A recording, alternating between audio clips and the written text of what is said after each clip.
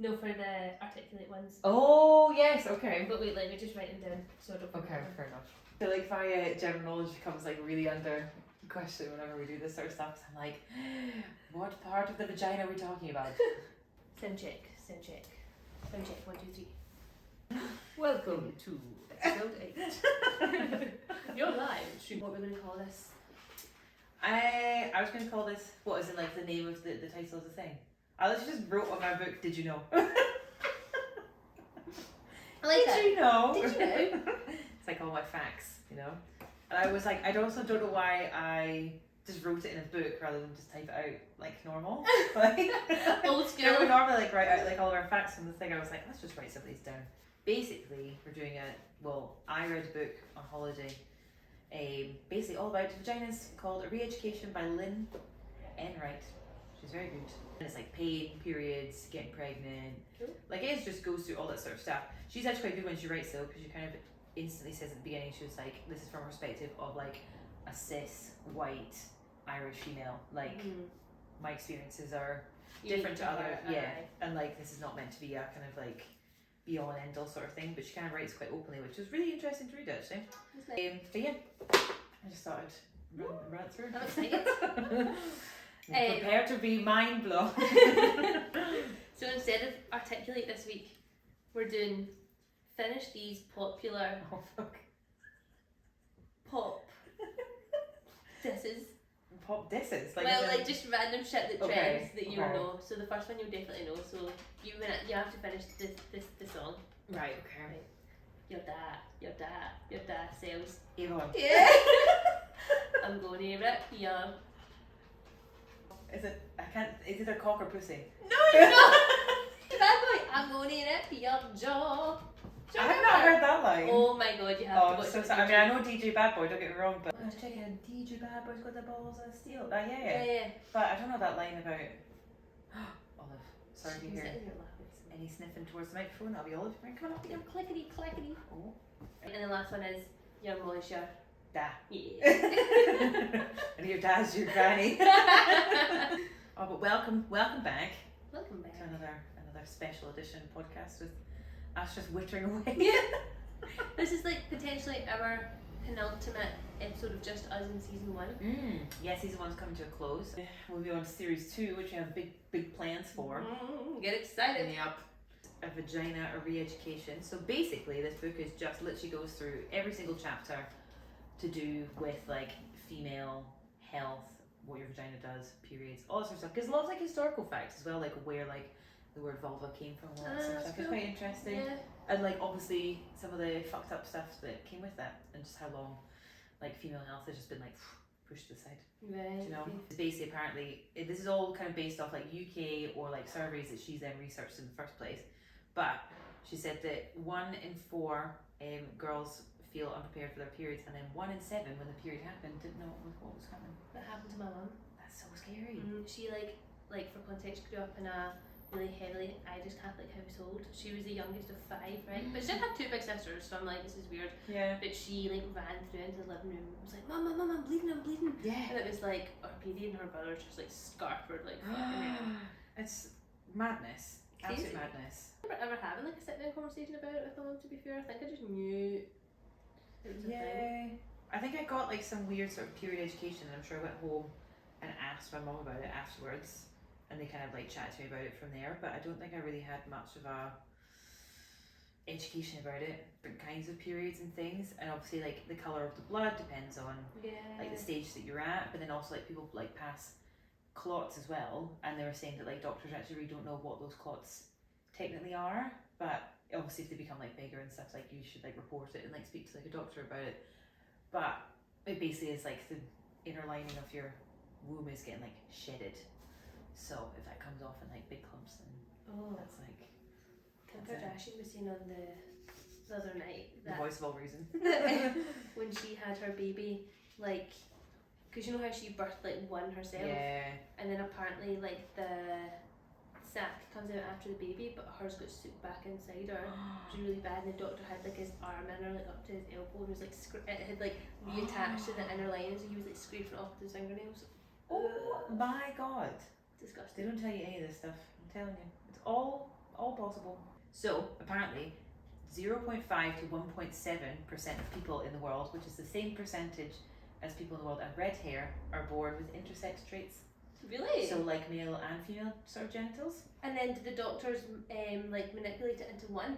So there's obviously like a lot of like discussion and debate around it, because basically you're like, obviously your egg is like a male or a female anyway, but also you have like both until it like separates, and you don't actually like develop like either a vagina or a penis until like you're 7 weeks in the womb.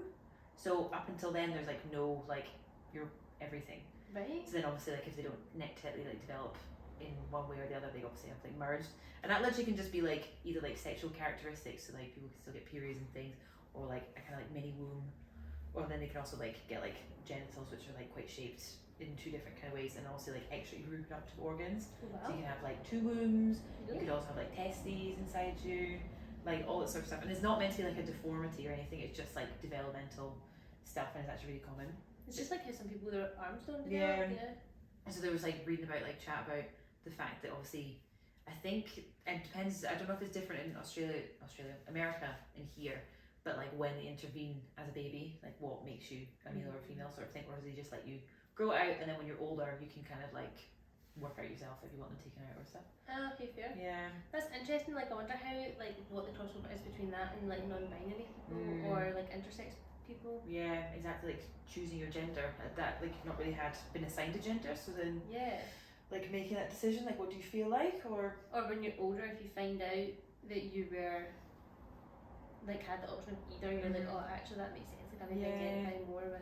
I know it's all just it's all very biological, but it's the fact that the percentage of the same amount of people who have red hair. That's crazy. It's mad. So there's a lot of people. Yeah. In the world. Yeah, that's loads. I Massive. can't believe the percentage of people who have red hair is as small as that as well. I know. That's why it's like so unique. I think because it's so Celtic, isn't it? Basically, apparently in 2016 there was a study which on 60% of British women were unable to identify the vulva on an anatomy diagram. 60%? Yeah. Oh my god. Like if they were asked and they put like a diagram of like a full-blown female genitals, they wouldn't be able to tell you what the vulva was. That's crazy. Which is mad. Maybe people need to do a little post with like a diagram. I was going to say, like, I was like, maybe I should do a wee sketch and we can do like a little like diagram of what it is. But to be fair, when I was looking at the diagram that they have in this book, there was a bit in here which I actually didn't know anything about, but it's basically the anatomy of the clitoris, which obviously we'll get to in a bit. But there's like, the clitoris is massive. Like it's a huge like actual thing, and it sometimes measures apparently from 5 to 12 centimeters inside your body. Going in the way or width? So like I think like in the way, and kind of like, so if you're thinking about, for people that are at home, maybe about to see this here, but that's obviously like in front ways. Right. So that's obviously your glands up here, and that's like what you normally see, which is like the clit at the top. But this all this dark stuff is what is behind, so like in under your womb and stuff, which is absolutely mad. You can see how like it has like a like similarity to like a penis, can't you? From like the nerve ending and like the shape of it and stuff. Yeah, they were saying in this book that basically like male and female like genitals are really not that dissimilar. Like in the sense of like the clitoris like gets like bigger when it's like aroused, and obviously we like get more wet, but then men get wet too. Like they have like pre-cum and all that sort of stuff. So like the whole kind of like logistics of it aren't that dissimilar. Also, the clitoris can swell up to 50 to 300% bigger. Fucking hell. When it's turned on. Jeez, oh. So that could be a big clit.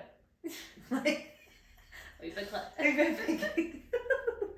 And then the cura, I think that's how you pronounce it, which is like what comes down from like the hood of the clit inside.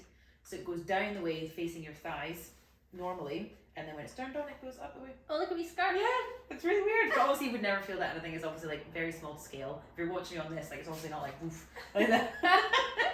It's just the fact there's so much more. Like the clit is not just like that little tiny like nub at the top. Interesting. And how like different it looks, but it goes like the whole way back. Yeah. This is so like biological, and I'm probably explaining it really badly. Because where it sits, it's so close to the womb. It like can like brush against like the vaginal wall. And basically that's like where the theory about the whole like G-spots came from. Because obviously like some women talk about it and they're like, I've never had a G-spot, like I've never had anyone touch my G-spot. But I think there's basically a theory that there is like G-spot doesn't exist. There's just like a certain part of your vaginal wall which is a bit more sensitive because it's so close to the clit, and some women find it like nice to have it stimulated. So you're basically getting the clit from behind. Yeah, in some sense. Because I was like, I've like explored, and I'm like, I don't have a G-spot. Yeah, I've not had like a bit where I'm like, oh, that feels like great. Me neither. If anything, I've thought I'm going too far up here. I don't know what's going to happen. Yeah. There's always been this I think it's been for a really long time, the whole idea of the G-spot, and like that's how you make a woman come, like penetratively, and obviously that's not the case. I think there's like major pressure around it, and I definitely felt like there was pressure. Yeah. I was thinking about it being like when different angles you're meant to do, yeah, like all that shit, yeah. And like if they're like feeling it, like she wrote in this book, she obviously took a quote from like a male like sports magazine or something. It was like 4 ways to make your like girlfriend come, and it was like apparently like as in like scraping the G-spot, and it was like there's nothing. Be sore. That'd be so sore. Like how the hell are they like advising that as like good sexual practice? Clarifying about G-spot situation. Not everyone has one. / really is into it. I think it's the same as in, say, people really like having their nipples touched when having sex, or people's like erogenous zones are different, aren't they? Like some people I feel like don't. Well, I don't know. I think like women definitely value like touch more than guys. Massively so. They definitely are more stimulated. Yeah. In so many other ways. Like there was giving the list of all the places like the erogenous zones. It's like that scene in Friends, isn't it? Like Monica and Rachel, and they're like 1, 2, 3, 4, 5, 6. He's like, there's 7. 7. But some women can literally just like think themselves into an orgasm. Do you know what I mean? Like they can just like get themselves to that point. Pretty impressive. Would you not just do that all the time? If you're having like a boring day. Yeah. Just like trial it out. But like apparently like they were pointing on the thing like elbows really like quite nice place to be touched. I find like this bit is really nice. Yeah. Really gently, like not that I'm gonna come from that, but like it's like the toes, behind the ears, back of the neck, your bum. Yeah, bum super like sensitive, back of your thighs, back of your calves. Yeah. Also the back thing. of calves. Back of thighs I would say, or inner thigh. Yeah. Also I think like if you like if a guy spends like a little bit more time doing that rather than going straight into like licking you out or like touching you, then I feel like it speeds that bit up because you're already turned on. Exactly. Do you know what I mean? It's just like a so much better like mind play and stuff, isn't it? Yeah. So like basically with the clitoris, which has been argued for many years, just about whether it's like actually been considered like real female anatomy, because it's obviously the only like part of anybody that is just for pleasure. Like there's no other like clinical reason for it. Yeah. So I think in like the world of medicine that just like doesn't make sense. Like everything in your body has like a function, and the fact that there's something that is just for pleasure is like, what?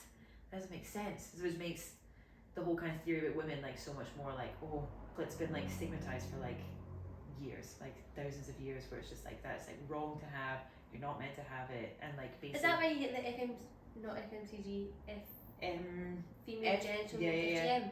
FGM, which obviously in this day and age is like done in other different kind of countries, but actually it's been around like in our world for like back in like Victorian era and stuff. They used to like remove it because like they'd be worried about like women being tempted by it, or like masturbation. Like husbands would be worried that it would make them more promiscuous and things. Really? So it's actually been, it's not like a uncommon thing in the Western world. Basically in 1901 it was first recorded when the clit was like used in like medical anatomy, in like the Grey's Anatomy, which is like the be all and end all of like medicine. And then in 1974 it was removed because they were like, there's no such thing as a clit, like it's not part of like anatomy. And obviously that knocked on, because then people were studying it and being like, well, it doesn't exist. Yeah. Which is like crazy. I've got one and I like it. Exactly. And then obviously now it's back in, but for that there was like a good like 50, 60 plus years it was just like not included in medical anatomy at all. That's so like crazy. Writings and things, like it's kind of like hearsay, or kind of just like, no, it's not included when you think about female genitals, it's not there. I wonder who was writing it. Probably men. There's many men in this list, blacklisted. But yeah, it's interesting actually. But yeah, the FGM thing is she writes about it quite a lot in this actually, which is like grim. Legal in the UK, but obviously still practiced big time. And I think they said worldwide they estimate that 200 million girls have had some shape or form of like the FGM. Obviously like predominantly more in Africa, Middle East and Asian. Originally the first type one is called a clitorectomy, which actually has been around for a very, that's what I was talking about earlier. It's like when back in the medieval times, like that's what they used to do, is like remove them because they're worried about temptation. But obviously still do that now, which is removing the clitoris, like the nub that you can see. And then type 2 is where the excision, and that's where they remove parts of the inner labia and the clitoris as well, which is How do they even do that? Well, in this day and age, I think, well, it's not practiced here, so they do it like quite barbarically, I'd say. Like, no, like numbing or anything, or they'll take them abroad. But there's nowhere, like, I don't think there's anywhere abroad that like legally does it either. So it's all kind of like very like backstreet. Kind of makes it more dangerous. Like, obviously I don't think it should be legal, but now it's all going underground. It's like.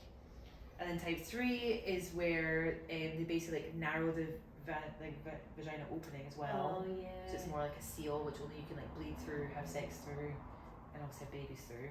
But surely if a baby's been fucking ripped open. This is the thing, like, there's no logic behind it, like, whatsoever.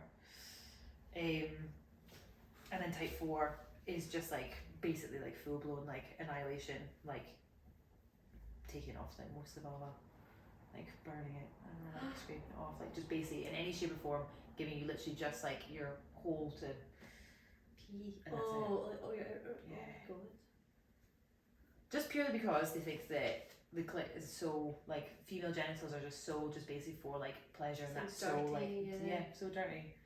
They're not like well recorded because they're so backstreet as well. Like their state, the data actually for it is really bad because no one actually really knows like just how many. You know that the hymen, which is obviously like also is another like whole very controversial sort of part of the vagina, but only 40% are born with a normal hymen.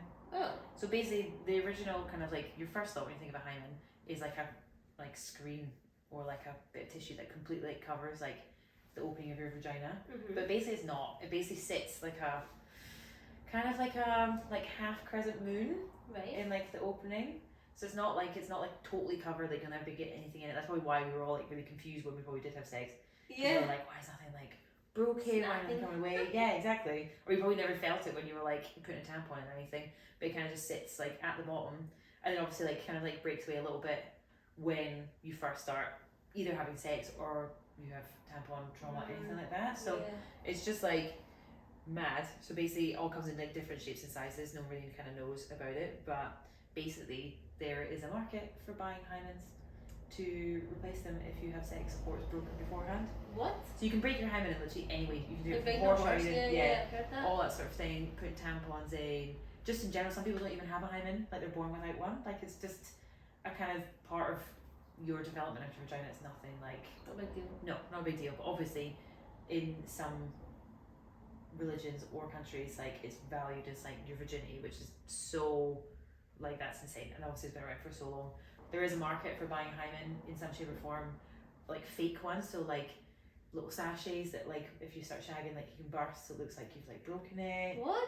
There's also like clinics in like the Middle East where they will actually like plastic surgery will do it again for you, for women. That's crazy. Either just to avoid like the shame and the stigma, or they've obviously like somehow broken it beforehand, don't know what they're doing, freak out, think that it's wrong, I need it back. Fucking hell. To keep it intact. Which is £50 for a fake hymen. Oh. From where? From Amazon. Artificial hymens kits restore your virginity in 5 minutes. What the fuck? You buy a packet of fake blood and a membrane from Hong Kong that's supposed to be utilised secretly during sex. So like when you're having sex you like pretend to bleed, I guess. Yeah. So it's like proof that you've like broken something. The site implies the shocking product will save marriages by allowing women to trick their significant others into thinking they still have a hymen. Kiss your dark secret goodbye and marry in confidence, the site reads. Have your first night back anytime. What? As if they're advertising that as if it's like a sex toy, like, you know, like... Weird. Yeah. In some parts of the world, the fake hymen is controversial. In some parts, Egyptian lawyers tried to ban a similar product in 1929 after a radio reporter translated the Chinese advertisement for the product into Arabic. While the fake hymen might seem ridiculous to some, virginity, as New York Magazine points out, can be a literal issue of life and death in some parts of the world. Okay, fair. It's honour killings, isn't it? Yeah. If you're doing it to save people, then you obviously shouldn't be profiting off of it. But I wouldn't be surprised if like, a lot of these companies are just run by men trying to make money. They're just profiting off like the fear and like selling that whole kind of narrative that not being a virgin to the person you marry or something is sinful, like completely sinful. But in the fact that like women go through that sort of stuff, so like I think like the procedure either is like using some tissue from your vaginal wall, or they'll put like little like disposable stitches, which obviously will break when you first have sex, so it looks like you're having. Oh my god. I know, sorry, you're quite screaming. Anyway, trigger warning. Talking about blood and operations. Oh. They offered me when I went to get, for anyone who knows, I went to get my coil in the other day for the first time, and they offered me a Lidocaine, which is a anaesthetic injection before I In went your in. fanny? Mm-hmm. Where would they inject it into? Like literally just like top. Inside you? Yeah. No. In your hole? That's why I didn't delve too much deep, because I was like, I'm already like a little bit nervous, and then I was like, no, I think I'll be like, I'll stick it out. I'd rather just do the process. Surely they would put them in your actual hole. Well, where there's no point. That's where it's sitting, isn't Let it? me Google it again. Mr. Google, we should call us on Did You Know / Googling. What did you say it was called? So it's a Lidocaine. It's for they basically have like IUD numbing injection or something. So I have heard of girls getting it offered or asking for it, but I've never knew that you could get offered it, which is actually quite interesting. Oh, it says it's a numbing gel inside the cervix. But there are two kinds of glands in your vagina. Right. So you've probably heard of the first one, which is the Bartholin. Bartholin? Never heard of that. Okay, so basically that sits on like the either side of your vagina wall, like these two glands. Like your tonsils. Yeah, basically. And also they like swell up, they kind of like produce like fluid when you're aroused. But also they're the ones that you hear about that get like the Bartholomew cysts. Where they like get like clogged and they have to get them like drained or something, which I've heard. I've had a friend have that and it sounded horrible. So there's another kind which is called the skein glands, which are on the opening of your urethra, which do produce fluid, but they're actually where you squirt from if you do have the ability to. Which is interesting, because I was like, I don't know, I've had a fascination with the whole squirting thing. Not in the sense of, I think it's just the fact that you think that everyone can do it and you they need can't. to untap the. Yeah, do you know what I mean? Like there's just like a way of doing it, or it's someone like does it just right, and then you have to be turned on enough, and it's like some sort of like magical secret that unlocks. And I generally don't think that I have the capability of doing it. That's where the fluid for the squirt comes from, is these glands. So obviously that's if it's stimulated in the right kind of way and things, and it can happen, but I think it also again like it needs to be like enough fluid. Yeah. Yes. So John Harvey Kellogg, who you will all know as the creator of Kellogg's cereal, was very religious, had like, I think in that period of time back in like the 60s and stuff, a lot of like medical investigations and all that stuff, like obviously just trying to like discover new like medicines and all that sort of thing, and obviously that came with the fascination with like female genitals. And he was very supportive of FGM and like clintectomies and all that sort of thing. And he even, and I think he was like quite influential because he was so big, like making so much money. Was he? He was like a big, like influential, almost like celebrity, because he was obviously making Kellogg's at that time. He had the money. Mm-hmm. But was he didn't have a medical background? No, just kind of supported like other outspoken medical professionals that were also like being like, the clit's wrong, that you shouldn't be able to touch it, all that sort of thing. And also apparently said that eating his cereal would help with sexual deviance. Oh my god. Fuck off. What a prick. So apparently Sigmund Freud, you ever heard that guy before? From psychology. Yes. So he, as much as he was... Have I heard of Freud? So sorry. I went to Glasgow Uni. Come on up. So Sigmund Freud, obviously incredible in like the whole psychoanalysis in like everything, but when it came to sex and like female pleasure, was very backwards and very derogatory, not very sportive at all. And he also said that, so basically you can have orgasms aren't like separated into like clit orgasms or like penetrative orgasms, like it's an orgasm, like there's no kind of like differentiation. So one doesn't feel different from the other? No, not necessarily. Like we should, I think basically, obviously you can have both, but we shouldn't like separate them as terms, because then there's the pressure of being like, oh, I've never had a penetrative orgasm. Yeah, because I mean? I have thought that before. I'm like, because I've never had a penetrative orgasm, and I'm like, is it better? Mm-hmm. Do you know what I mean? Like, oh, is that another thing that I haven't been able to like achieve or anything? Yeah. So I think basically like the best way of wording it is just like orgasm, because Yeah. But like most people, I'm pretty sure they said that like most women only orgasm through their clitoris anyway. But he was saying that apparently having clit orgasms, it means you're sexually immature and it's only for young girls. Well, That's what it's Sigmund called Freud being a said. young girl.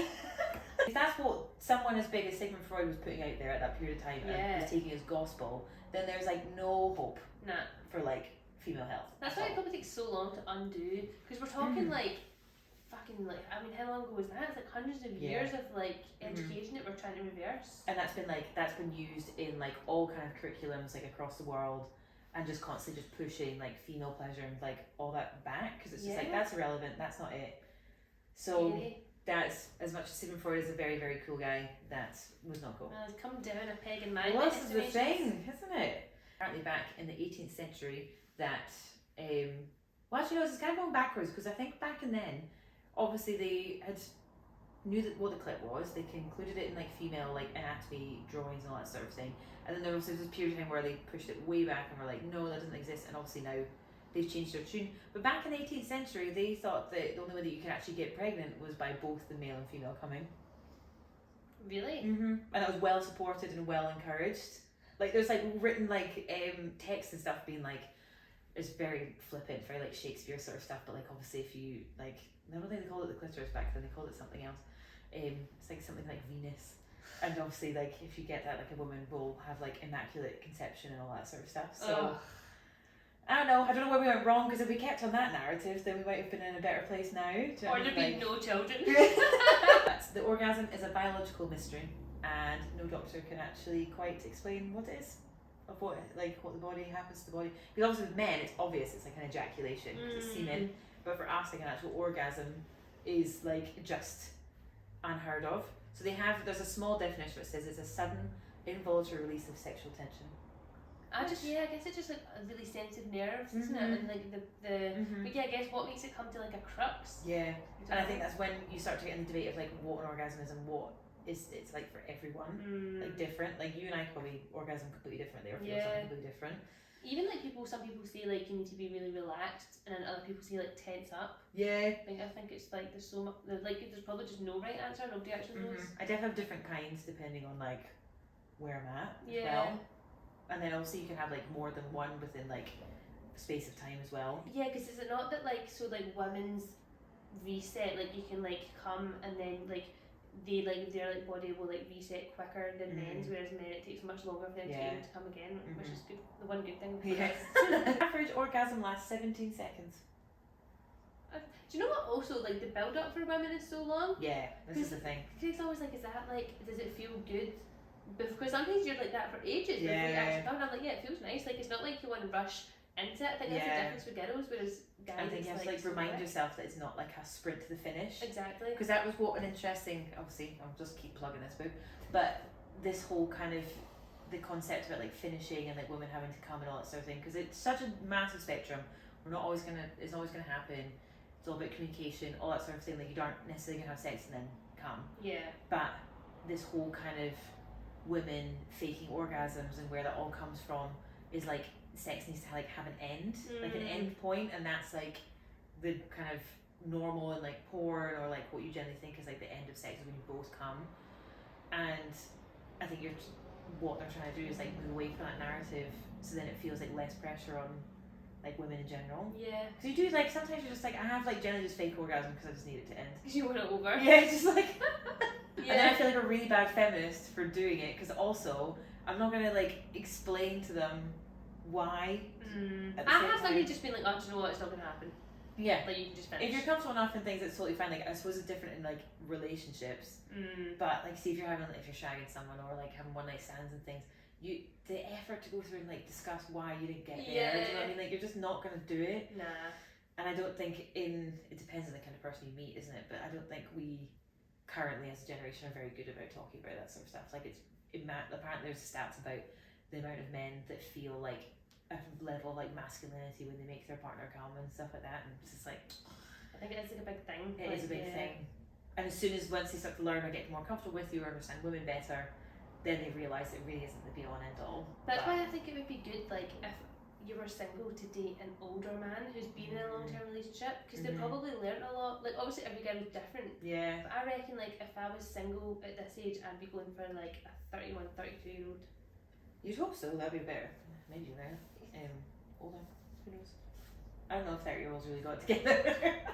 Not the 30-year-olds I meet anyway. Basically, in 2017 there was a report that said that there are less women around the world having orgasms than they used to, which is really sad. So it's going on a decrease. Lord. And out of 50, they did a survey on 50,000 people, and 98% of the straight men said that they always orgasm. 98? 98. Wow. 65% of straight women did.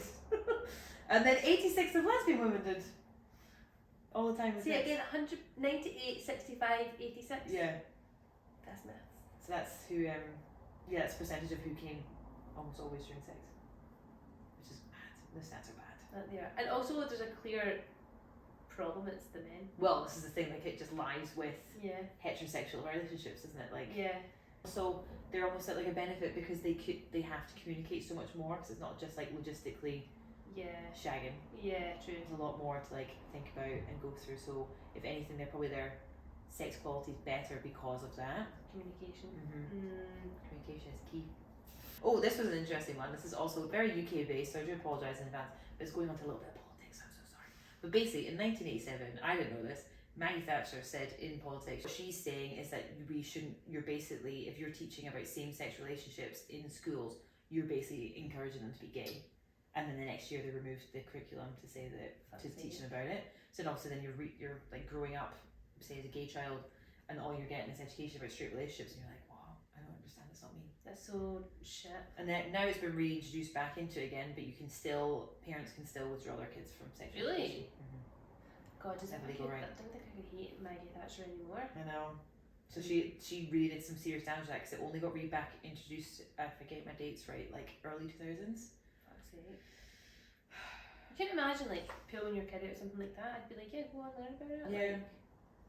Like, it's like a broad spectrum, but yeah, that obviously did like a massive, like, you can imagine like back in the 1980s, like that's still, well, it's a bit more progressive than you think it would be, like back in the 80s, and to go back even further, like regress like that because of Parliament is crazy. I suppose it's a scary reflection on like what our Parliament's like at the moment as well. Do you know what I mean?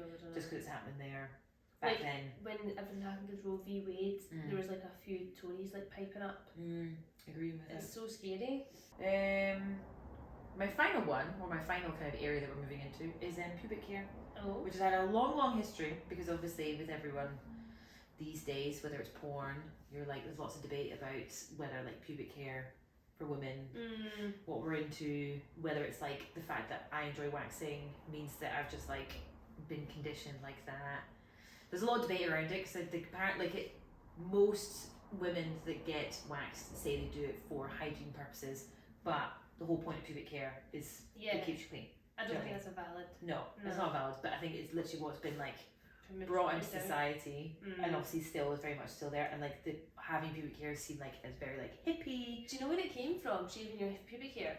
You know, what's that really famous razor brand? It's not Gatorade, but it's Venus. No, I'm your Venus. But the male one, Gillette.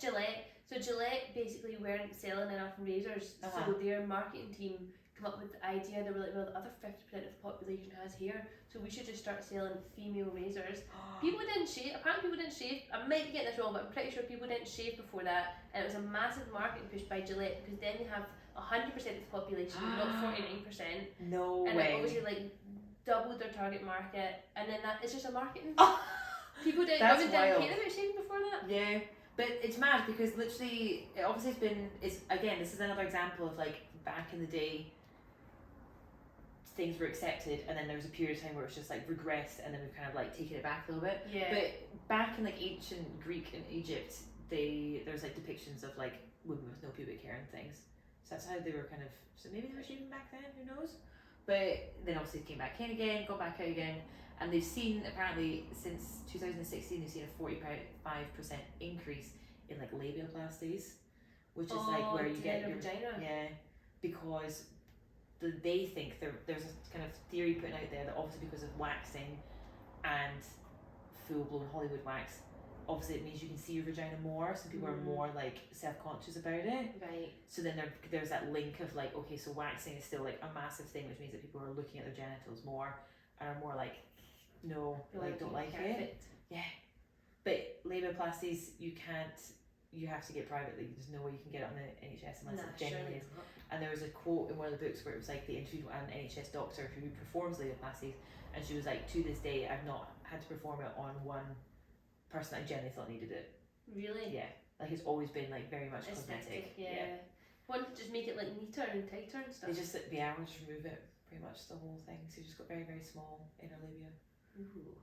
Which is also like the whole point of the labia is to keep you clean. Yeah. And safe. If you've got no hair and you've got like a small labia, you're not really going to get infection. Probably more at risk of because it's the whole point of vagina is that vulva is vagina cleans itself, but like your vulva in general is just a self-cleaning machine. Yeah. So disrupting that natural process, and then to go through, it's crazy. And in the US, there is something called the Barbie, which is a procedure which completely removes your labia. I thought it would end on a high. It looks like the Barbie. Oh my god! Which is fucking horrendous. It's so intense. And that's obviously in LA. Yeah. But it was just like, holy shit! Are we really like that condition that we want to like? It's almost like a little bit of self-mutilation, isn't it? Mm-hmm. But then I don't know. It's hard to look at it because if you think about plastic surgery, you can't criticize in that sense because whatever makes you happy, and there's reasoning why people do plastic surgery in the first place, like women especially. I know. So it's just mad that we think that we're just even like the most private parts of ourselves we need to like change. Like who's looking at your labia? No, I'm not. No one's fucking looked. But then to be fair, I'm sure in school like it's the passing comments and stuff. Like I don't think I was necessarily like influenced by porn. Yeah. What cheeseburger fanny? So mean. Like do you know what I mean? Like you're like wait, does that mean I like what have I? You're like what? what's a hanging hand? And also like men would be very fucking lucky to get anywhere near your fucking hanging hand. But no, it's really interesting. Not that I'm like plugging a book or anything, because as I said at the beginning, like she openly says that she is writing from her experience. She is like a cis white female who's in like a very long relationship. Grew up in Ireland, so she has like a Catholic background, all that sort of thing. So her like education is even more like digressed, but obviously goes from there. But it was just really kind of interesting how she managed to like draw a lot together without kind of just being like, oh, this is what you should know, like how we don't know, like patriarchy, all that sort of thing. It's just kind of just picking all these like facts up, because I was just reading it and I was like, I don't know that, I don't know anything about the way vagina sits or like how like the anatomy of it or all that sort of thing, like and that's so bad that I'm now at the age of 26 and I don't know shit like that. It's a learning curve, isn't it? It is, it really is, and it's very important, so hope you guys learn. Yes. Please stay tuned for next week and keep following all of our socials, because our socials hate us right now. Yeah. So any like likes, comments, love will literally be so appreciated, because we're on an ongoing battle at the moment, which we'll probably explain at some point. But yes, thank you. Thanks for listening. Danke schön. Danke schön.